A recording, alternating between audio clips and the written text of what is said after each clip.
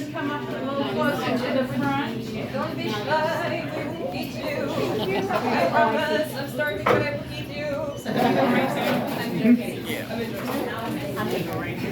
So I would like to welcome everyone here on behalf of Wordy.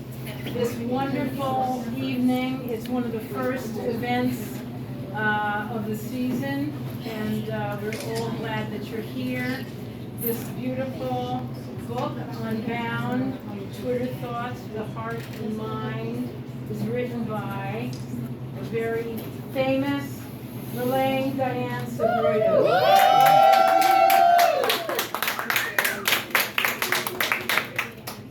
So we're going to have a little question and answer, and then everyone who has a book after that, she will sign it for you.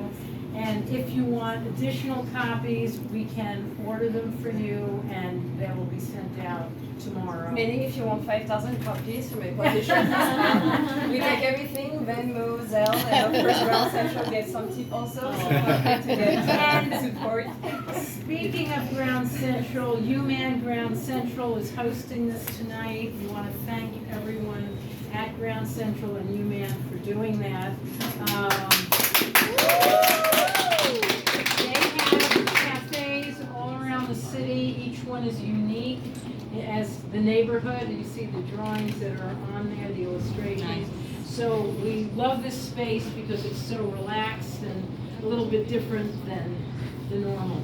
So I'm going to start by speaking to Verlaine right here. I'm going to sit down. We're going to have a conversation. So Verlaine, tell us why you wrote this book. I mean, it's unique. It has its special style. Let's start with that question, because I know everybody is interested in that. Thank you so much, Patrice. So, can you hear me? Yes. Yeah? All right, sorry. Thank you. Well, I have to say, it still feels very surreal for me too, to see Unbound in front of me. Because Unbound, just the meaning of it, it's limitless. It's very difficult to capture such a process, but I think we've all been through the pandemic, and we're still going through it. And shout out to everyone who's keeping their mask on. I see you. But it's been a very challenging moment. We were pulled to that moment, by our feet without really knowing what would happen. We didn't know what would happen to us personally. We did not know what would happen to the people we loved.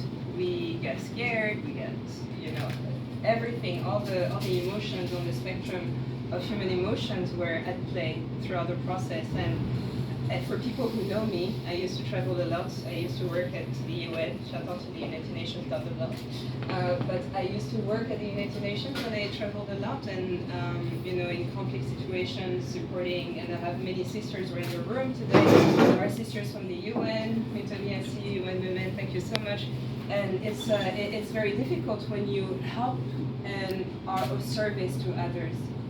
You also internalize a lot, may it be, joy, which is great when we're in these moments and we share so much joy and so much, good moments, but also pain, when you're in a conflict situation and you see refugees, you see women who lost their legs due to acts of terrorism, etc. And I realized by the time I had reached 30, I had internalized so much joy as well as a lot of pain. And I did not want to get to the next stages of my life, my new decade. And I think as women, we realize that moment that there's an opening, there's a new decade, there's something new for me now. And I realized that I needed to check myself, that I needed to sit down, reflect, and put my finger where it hurts, because some places hurt. And when you're in the adventure, when you're a hustler, I would say, you get rubbed. You rub yourself against everything. And at some point, if you're not careful, you don't have any skin left. And I came to the point where I was skinless. I don't want to say naked, but I was skinless. And I needed to make sure that I put the pieces back together and that I built myself back together to be able to not only heal myself, but heal the people around me, so that I don't become a danger, that I don't become a pain to others. And so pandemic happened. I find myself home, alone. with paper. I don't have a TV, and just thinking and of course tweeting for people who follow me on Twitter also. And Medina, I know you're here, a sister from here. Twitter has allowed us to connect in those moments. Not only Twitter but also other social media. And I realized that I was sharing a lot of pieces of myself scattered throughout social media. And so when I reflected and put all the pieces on the floor, I printed them. I printed a lot of the writings I had, both through Twitter and others that were more personal in my journals. Because there are pieces you'll see in the book that are not dated. I realized that there was a storyline, that there was a storyline going from the fall, which you'll see in Unbound, so the pain that we carry, to the liberation process, the freedom, the new beginning, the new you. And I realized that I had birthed myself, that I had given birth to the new woman that was me. So that's kind of what Unbound is about. Well, that's the short answer. So think about that Renaissance. Great. There's a much longer answer. My question is, how do you expect people to read this book? Is this something they should sit, read through, do it episodically, daily? I don't know if Boyan is here, but Boyan is one of the initial readers. I had circulated the copies, and I think that's also the process as a writer. You either write by yourself and internalize everything and put it on the paper, or you share bites and pieces with people around to see how it resonates. And I had shared pieces of Unbound in advance copies with Tanya. She's here, Sister Tanya had read the book of Unbound. Many people had received the copies. And I had shared copies of Unbound.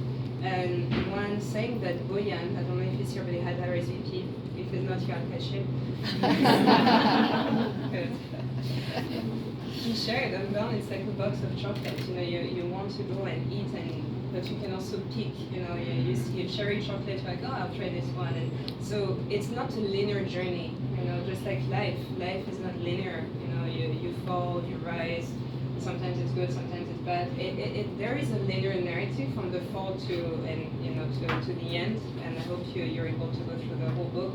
But you can just jump into it. That's a reflective.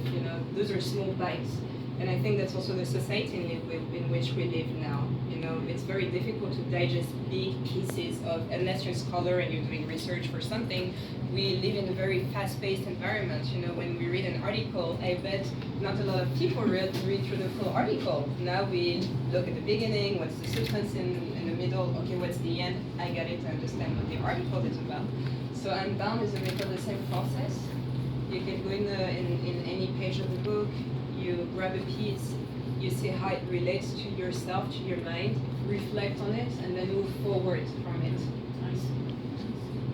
So, I know you're a very, very private person. And I'm sure everyone here who knows Verlaine knows that, although she has a very public persona in the work that you do. This is very raw. How do you feel about that now that it's published?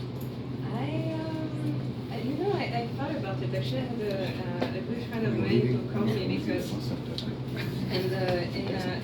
for colleagues who know me, we've done a lot of public work. It's in the public space, and we are in diplomacy for colleagues here. We're diplomats, UN colleagues. When you're in diplomacy, it's almost like playing a game of cards. You have to keep some of your game cards not hidden, but kind of to yourself, so that you play according to the cards that you're dealt with. And Unbound is the contrary, and I think I needed that escape. As a creative person, I needed to break the walls, and I think even the title, the fact that it's unbound beyond any walls around me. How do I feel about it? I was very scared at the beginning because I thought, okay, people are going to think I'm crazy. Going to be negotiation and they're going to think, what about the violence? But I decided that I wanted to live my truth, and that one day when just for people, one of the first people who believed in me when I started my career, I was a student, was my professor who passed away a few years back, at 80, and he was alone. He had an amazing career, academic, diplomatic, everything, and he passed away past 80 alone. And I was, at the hospital, and I'll never forget one thing he said, which was, Verlaine, when you'll get to this stage of your life in which I am, you'll understand that nothing else matters. So whatever happens, just let it, flow on you like water. And I think that's the advice I like to give people, particularly as we recover from the pandemic, to align ourselves with our being, to understand what our truth is, and to move forward from that standpoint of truth, within ourselves. And it's very difficult because, of the careers we have, the jobs we do, the work we lead, we have to wear masks. That's the society we built. But I think the pandemic allowed us to reflect on that and to understand that, okay, maybe there are pieces of ourselves, of course, and some very private, there's some pieces of ourselves that we keep. But we see it enough, for instance, in terms of world conflict. The only way for us to be able to meet in the middle is to say, this is me, this is how I am, this is my vulnerability, show me yours. And then through vulnerability, we're able to meet in the middle, So